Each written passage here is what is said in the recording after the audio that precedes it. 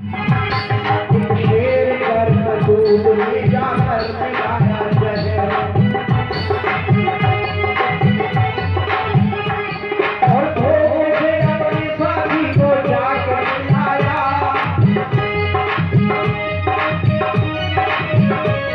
अब क्या बताऊं, होना था तो हो गया, शादी का इसका आज हमेशा को हो गया।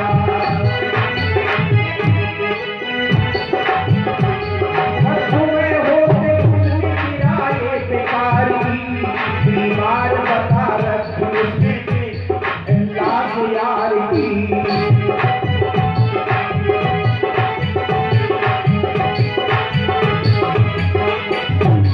मित्र दुनिया से चला गया तो एक कार में इसने लाद लिया और समुद्र के किनारे जाकर के बहा दिया। अपने घर लौट करके आया, पहले ये मित्र के यहाँ गया और मित्र ने, उसकी पत्नी ने पूछा क्या हाल चाल है। उन्होंने कहा क्या बताऊं, मैं जैसे ही बम्बई पहुंचा जाते ही देखा मित्र को था हैजा हो गया।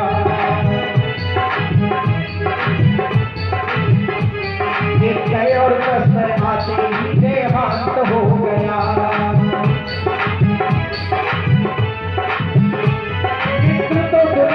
चला गया, लेकिन तुम चिंता मत करना, क्योंकि मुसीबत में उसने मेरी मदद की थी, हम मुसीबत में तुम्हारी मदद करेंगे। ये कहकर 5,000 रुपया उसे दे दिया और कहा कि क्रियाकर्म करो और उसके बाद जो बचे सब बताना तो हम फिर आपको दे जाएंगे। ये कहकर के चला गया। अब 5,000 दे दिया, 6,95,000 से इसने अपना मकान बनवाया, अपना व्यापार बरकरार रखा। ईश्वर जब देता है तो छप्पर फाड़ के देता है। इसके एक पुत्र भी पैदा हो गया, बचपन में बड़ा होशियार निकला, primary, junior, high school, inter सब उसने टॉप किया और बीए करके जब लौट के आया तो एक दिन संध्या के समय बुखार आ गया।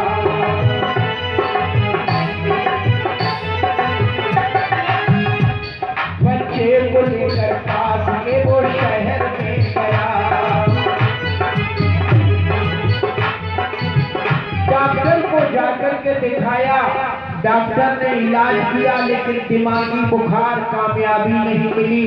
उसने जिला अस्पताल भेजा, वहां भी कामयाबी नहीं मिली। फिर कानपुर हैदर गया, वहां भी ठीक नहीं हो पाया। फिर दिल्ली इंस्टीट्यूट में गया, वहां भी ठीक नहीं हो पाया। आखिर में सबने यही और जवाब दे दिया, सबने यही जवाब दिया क्या कि इसके बचने की कोई उम्मीद नहीं है। अभी इसके बचने की कोई उम्मीद नहीं है, क्योंकि भगवान के घर में अंधेर नहीं है।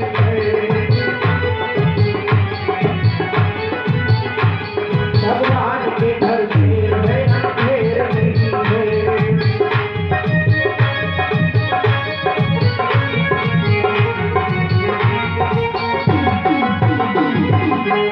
बच्चे को लेकर ये घर लौट आया। बच्चा आंखें बंद किए हुए था, महीना भर से अन्न नहीं पेट में गया था, जवान बंद थी, बाप रो रहा था और बच्चे से कह रहा था, ऐ मेरे प्यारे लाल अपनी आंखें खोल दो, अपने अभागे बाप से तो शब्द बोल दो।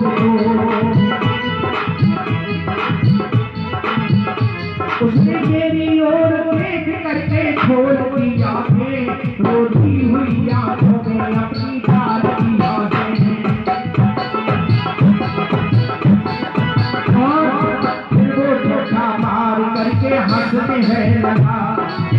जैसे ही बालक हंस कहा, मैंने तुम्हारे हंसने की बात समझी नहीं बेटा, क्या बात है, क्यों इतनी जोर से हंसे?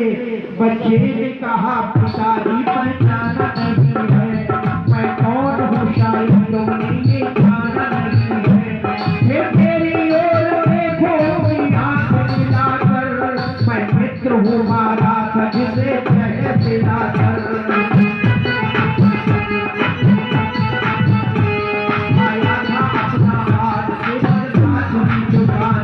सब ले चुका हूँ, शेष रहे 500 पानी, वो भी हमारी क्रिया कर्म में ही लगाना।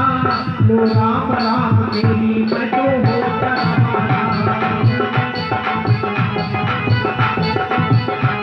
लो राम राम मेरी मैं तो होता रवाना। लो राम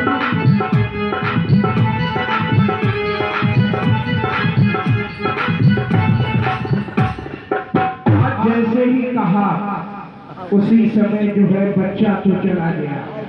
तो कर्म प्रधान विश्व चाखा, जो जस करे सो तस फल चाखा, जो जैसा करता उसे वैसा ही फल मिलता है। तो इसलिए कुबेर ने कहा, मैं तुमसे बहुत प्रसन्न हूँ, तुम हमसे जो चाहो सो वरदान मांग लो।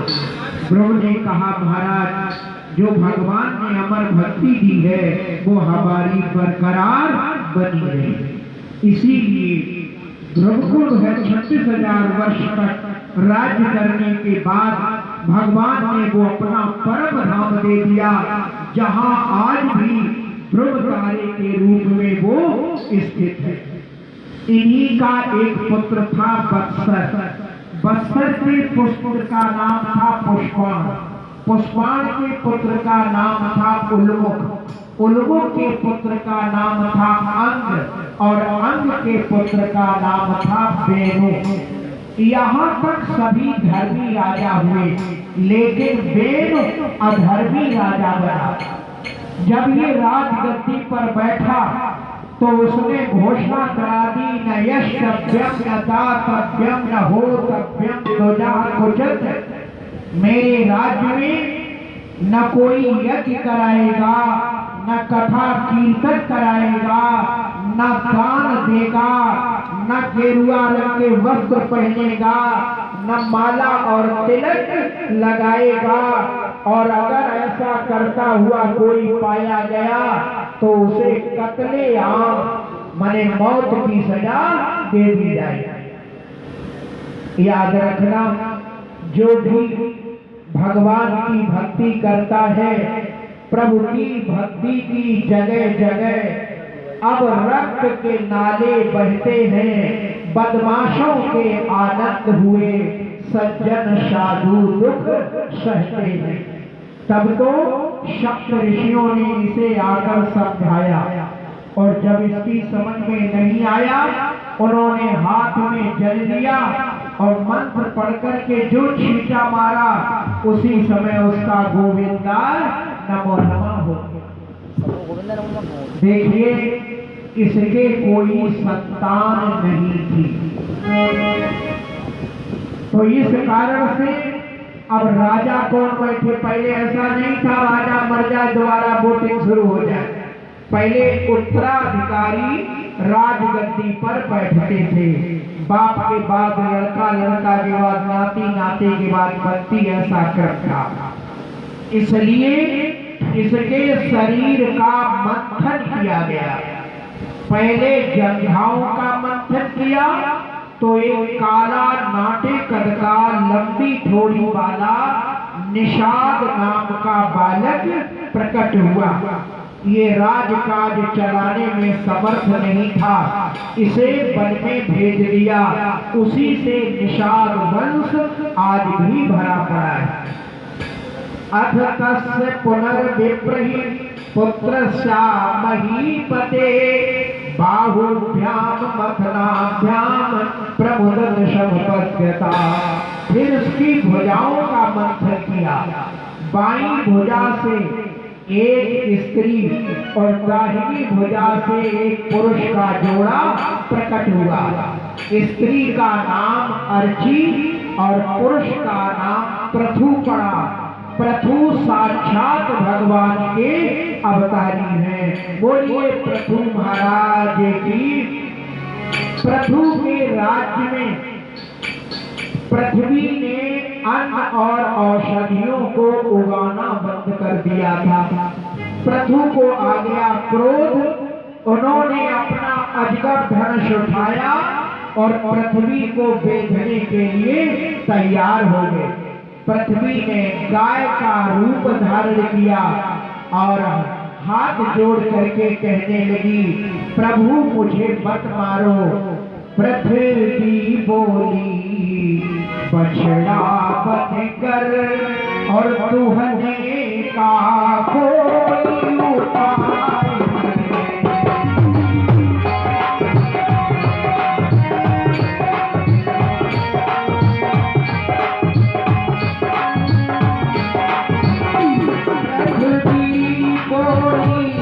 बछड़ा बनकर दुहने का कोई उपाय करे।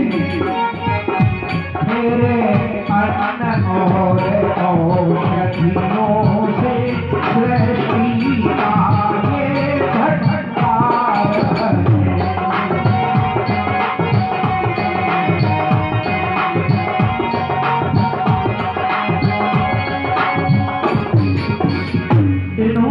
स्वांभु मनु को बछड़ा बनाया और अपने हाथों से पृथ्वी का दोहन किया।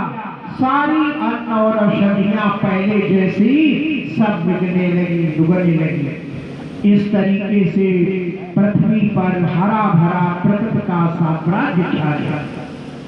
इन्होंने प्रजा की भलाई के लिए अश्वमेध यज्ञ कराया। 99 अश्वमेध यज्ञ कर लिए। जब 100वां अश्वमेध यज्ञ करने चले, उसी समय देवराज इंद्र ने इनका घोड़ा चुरा लिया। उन्होंने तुरंत पृथु का पुत्र था, उसने घोड़े को ले जाते इंद्र को पकड़ लिया और मारने के लिए तैयार हो गया।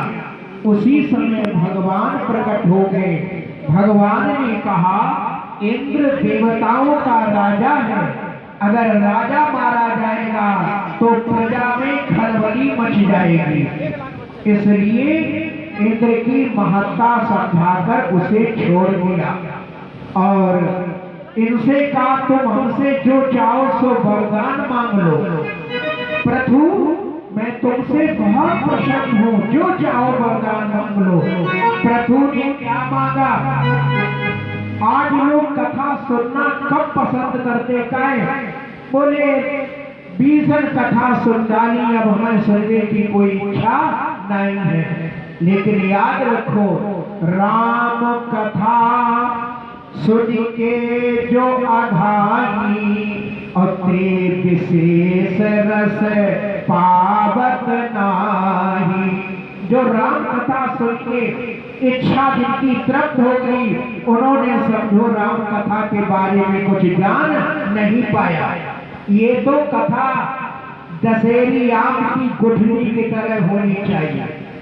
गुठली आप देखते हो, मुंह में जो है गूदा चूसा, फिर निकाला, फिर मुंह में ले गए, फिर निकाला, बार बार गुठली मुंह में ले जाते हो। इसी तरह से बार बार कथा सुनने की जिज्ञासा जब उत्पन्न हो, तब समझो कथा का स्वाद समझ में आ रहा है। तो इस कारण से इन्होंने क्या मांगा? महाराज आपने 2 कान लगाए और 2 कानों से हम एक बार में 2 जगह की कथा सुन सकते हैं। इसलिए प्रभु दो भक्ति परम पार, नहीं है और कछु सरकार नहीं है।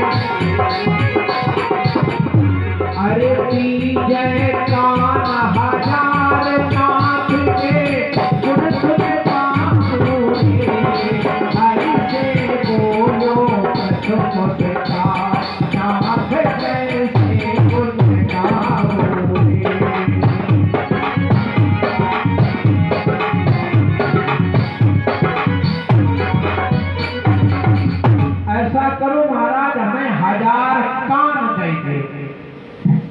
भगवान ने मस्तु का बाजार कान थोड़े धोतर पेटों मकान पीठों मकान हाथों मकान पैरों मकान कान मकान कनगैया सी फूटी।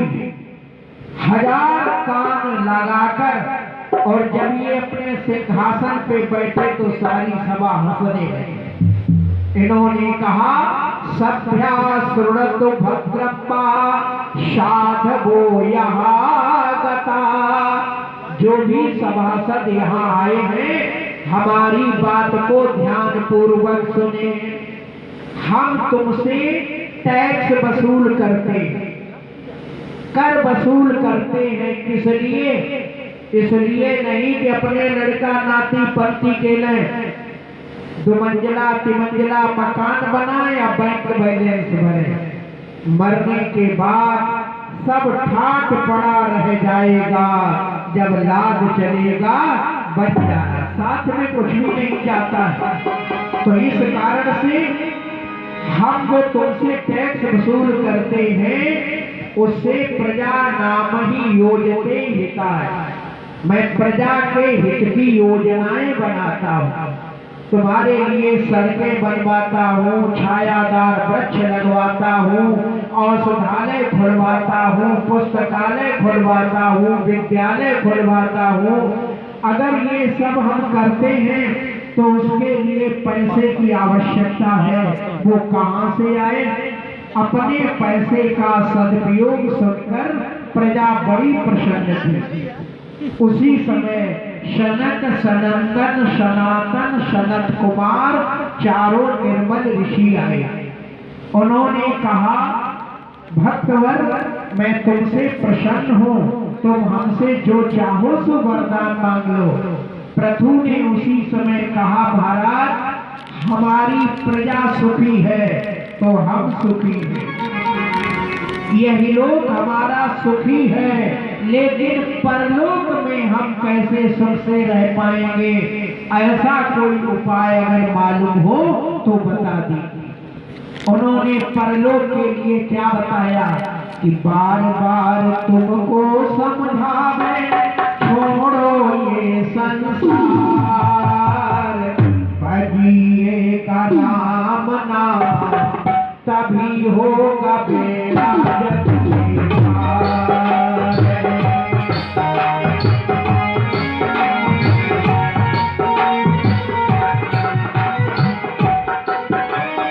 राम नाम जग मोक्ष नहीं तुम पा सकते, बिना राम के नैया कट ना ला सकते। इससे मेरा कहना मानो, इससे मेरा कहना मानो, छोड़ो ये संसार, भजिए राम नाम तभी होगा मेरा जग से पार। भजिए राम नाम तब होगा मेरा पार, भजिए राम नाम अब होगा मेरा। गोविंद भगवान की जय हो। हमने पहले के एक बार नीचो मांगा, एक बार नीचो करते हो अपने आप हिलत रहे पानी। अब ऐसा ही कहानुमा बात करिए। रस्सी एक बार सरकाए जो नीचे करते हो अपने आप से निकलिए।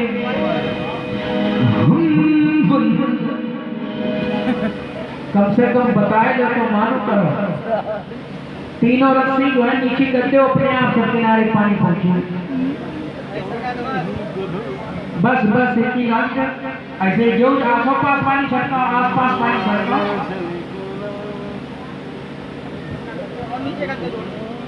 जो कुन्ना सरकार जो अपने आप निकलिए पानी।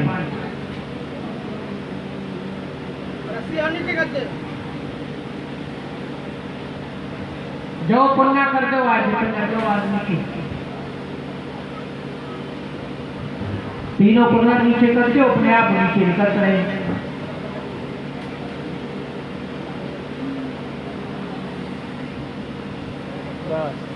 बस बांस लगाए तो बीच कोई गोविंद जय जय गोपाल जय जय गोविंद राधा रमण हरि गोविंद जय जय राधा रमण गोविंद जय जय गोपाल जय जय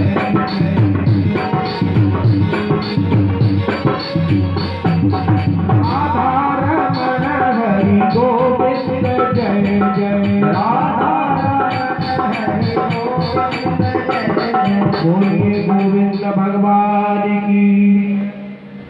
पृथु महाराज घर बार छोड़ करके वन में चले गए, वहां भगवान की भक्ति करने लगे और अंततो गत्वा उन्हें जो है स्वर्ग की प्राप्ति हो जाती है। यहाँ परीक्षित जी ने प्रश्न किया कि जो लोग भगवान की भक्ति करते हैं उनका तो बेड़ा पार होता है, और जो भगवान की भक्ति नहीं करते हैं उनका क्या होता है। उन्होंने कहा भगवान के यहाँ सबका खाता खुला है, जो जैसी करनी करता है, अरे पैसा लिखता जाता मेरे मालिक की दुकान पर है सबका जीवन खाता, मेरे मालिक की दुकान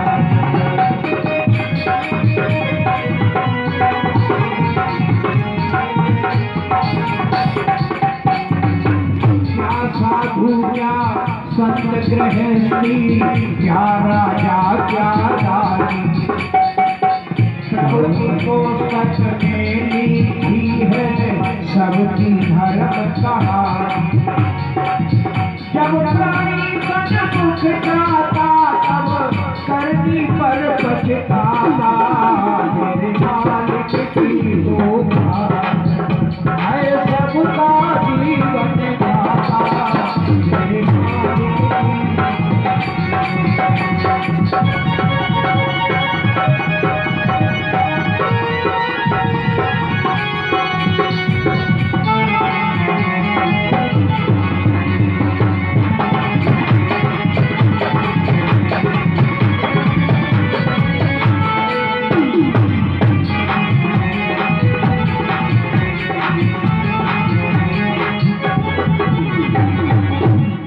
अपने अपने कर्म के हिसाब से सबको फल यहाँ पर जो है मिलता है।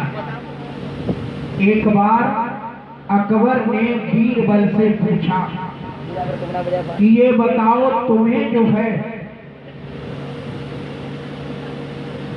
ये मंत्री का पद क्यों मिला, राजा का पद क्यों नहीं मिला, और हम मंत्री क्यों नहीं हुए, हम राजा क्यों हुए।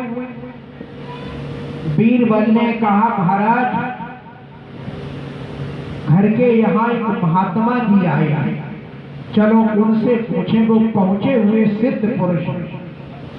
तो महात्मा जी से पूछा, महात्मा जी ने कहा बीरबल पहले तो हमारे ये चेला देखो, दो चेला गुरु जी के थे, एक कंकड़ बीन बीन चबे और एक धरती पर जीभ से धूल चाटे और कुछ नहीं खाता था।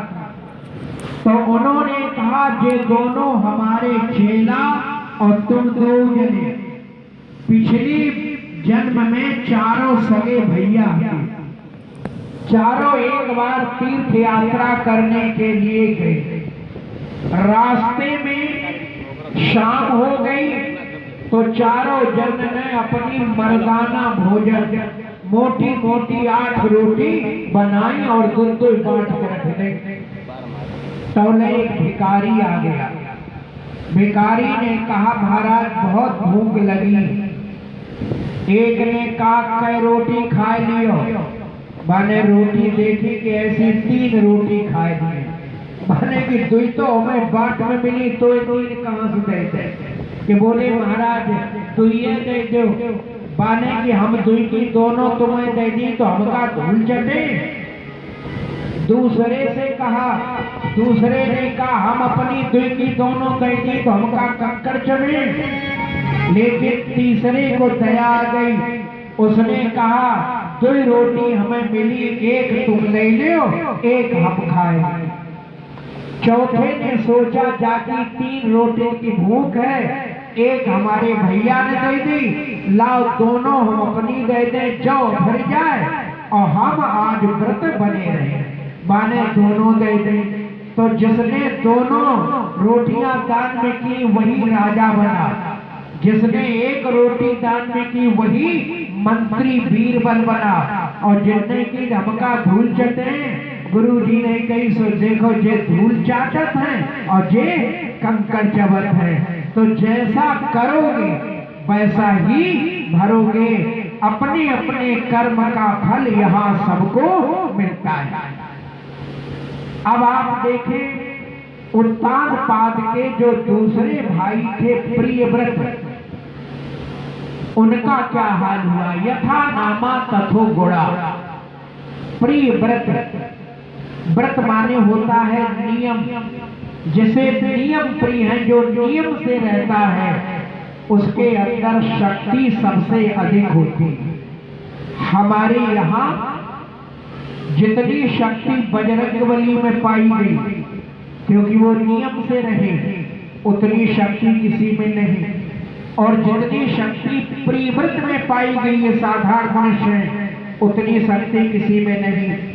प्रियव्रत जो है, इन्होंने एक बार तेजस्वी रथ अपना डाल दिया सूर्य के पीछे और सारे भूमंडल की 7 परिक्रमाएं की, तो 7 इनके टुकड़ा हुए गए और 7 द्वीप बन गए।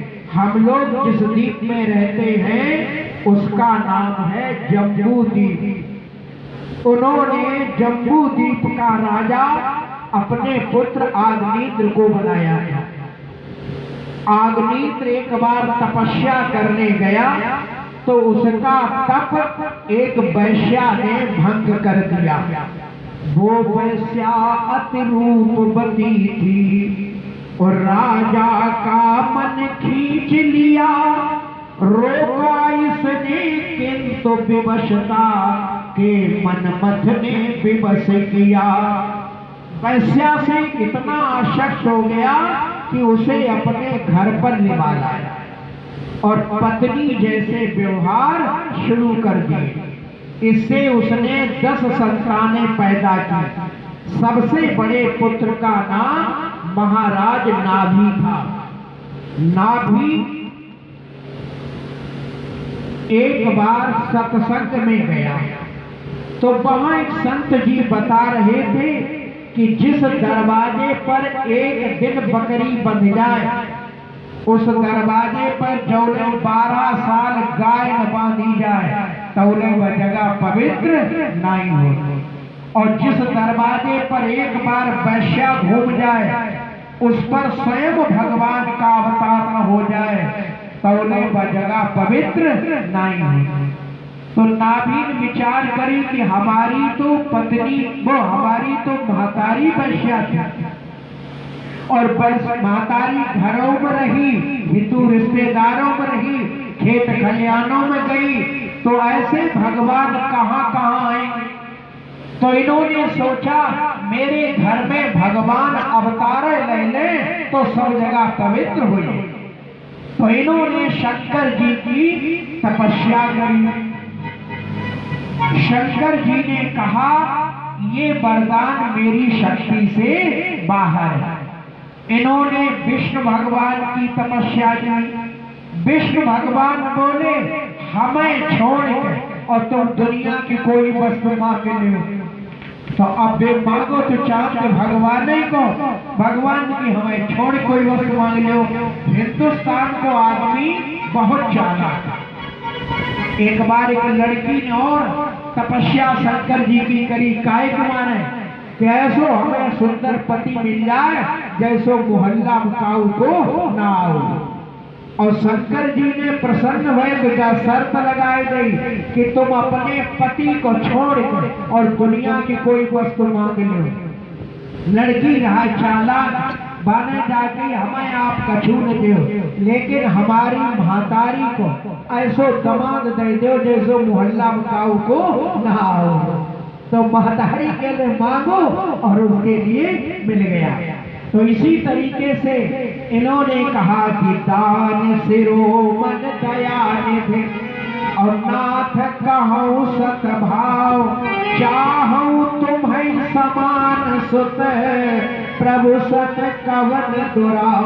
हमें आपके समान एक पुत्र चाहिए। अब भगवान के समान दुनिया में कौन है? और जो भगवान के समान बनो नहीं कह वो फिर जेल में गो नहीं। देखे 10-12 जने जेल में हैं जो भगवान पर बन गए। हाँ, तो इसलिए भगवान के समान दुनिया में कोई नहीं है। भगवान ने उनकी चालाकी को ताड़ दिया और कहा मैं स्वयं आपके घर अंशावतार बना करके लूंगा। मेर देवी के गर्भ से भगवान ने स्वयं अवतार लिया। यहाँ इनका नाम ऋषभ पड़ा। बोलो ऋषभ भगवान की। ऋषभ भगवान का विवाह इंद्र की कन्या जयंता के साथ संपन्न हुआ। इनके 100 पुत्र हुए। एक बार ऋषभ जी 100 पुत्रों को उपदेश दे रहे थे। क्या कह रहे थे? ये संसार मिथ्या है, यहाँ जगत में राम नाम सो